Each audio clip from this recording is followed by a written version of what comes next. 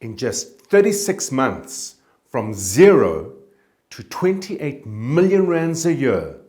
This is a business that understands how to build muscle to take on change.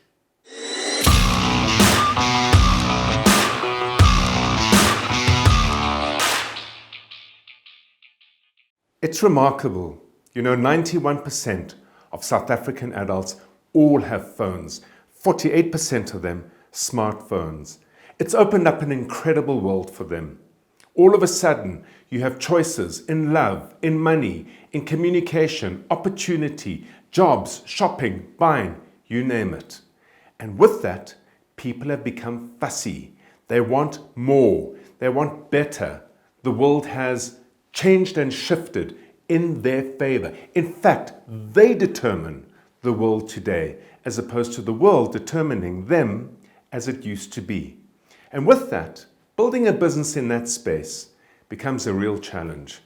If you don't get it right mentally, if you don't get it right in the design of your business, you can very, very quickly find yourself being left behind with your customers, clients, and consumers waving a very, very gentle goodbye.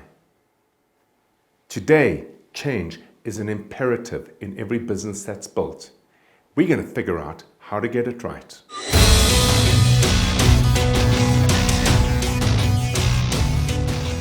So Carien, this pace of change that I spoke about must be eye-watering in the early stages.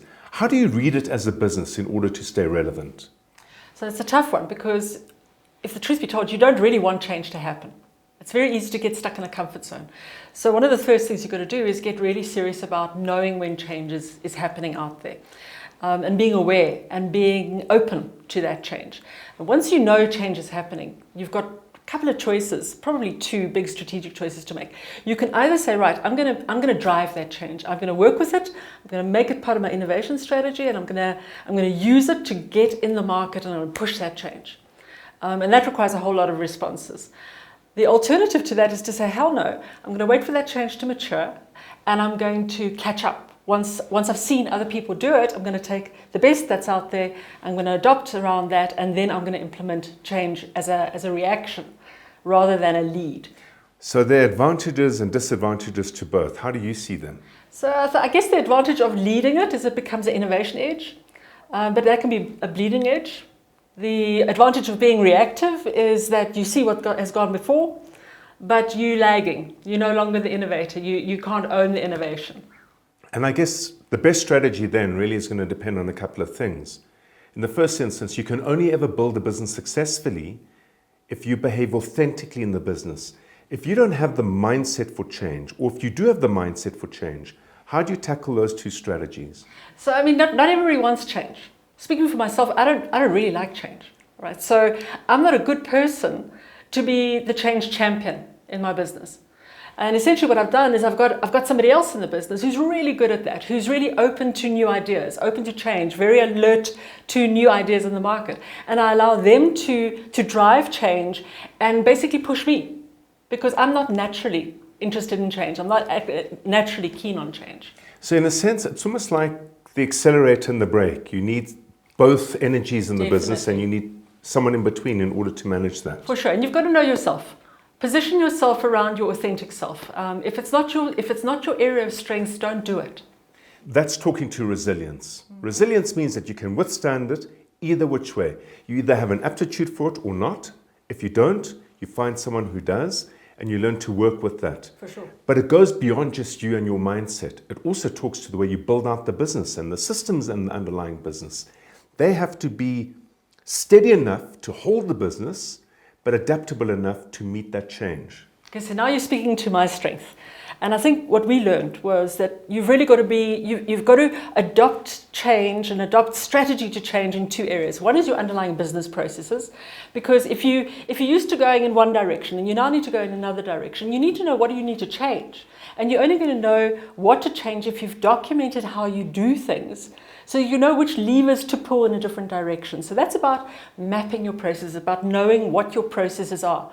The second area is your IT. Your IT system, one of the real lessons we learned is that if you're stuck in a legacy system that you can't change, well then your organization can't change, your business can't change, you can't adapt to new thinking. So we selected IT systems that we can very easily reconfigure, that we can refocus, that we can remodel, redirect, that can support change in the business almost as a regular form of being, as opposed to getting stuck in a system that just can't change. Yeah, because I would imagine if it's a very sticky system, if it's a very cumbersome system, if it's a system that's very expensive to make those changes, the resistance then to doing what you need to in order to be relevant in the market gets in the way. Completely, because it's going to cost you a fortune. Suddenly you have to get a developer in who's going to rewrite whole sections of code. That's expensive, it's going to take time. You're going to take one look at it, you're going to say, never mind. And you are probably just going to stay in your comfort zone. Whereas if you can change quickly, the only thing that stands between change and your system is you.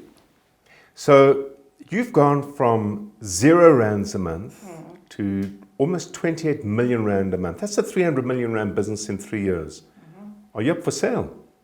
Not a chance. Not a chance. If it's a WeWork offer? Are you kidding? No, no. I still like what I do too much. Wow, 28 million rand a month and trying to hold on to it.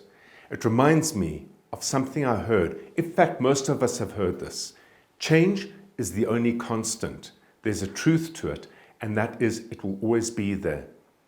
What's clear to me is that in order to accommodate it, no, in order to respond to it, no, in order to harness it, you need two things.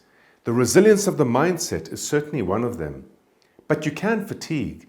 It wears you down, it grinds you down. It's relentless, it's unforgiving. If you don't in tandem with it, have a good design of the business itself, something that can create stability in the midst of change, but not rigidity in order to absorb it and accommodate it. As one fatigues, the other is there in support. As one falters, the other is there in strength. Change is about outwitting and outplaying the future more than your competitors. Getting both of those right, the mindset with the design, is where the magic of opportunity lies. I bet you, she will sell at the right price. Don't you love the word next level? Everyone talks about it, but who truly understands it? And once we've understood it, at least theoretically, how do we get there ourselves? Watch out for the next level and the next episode.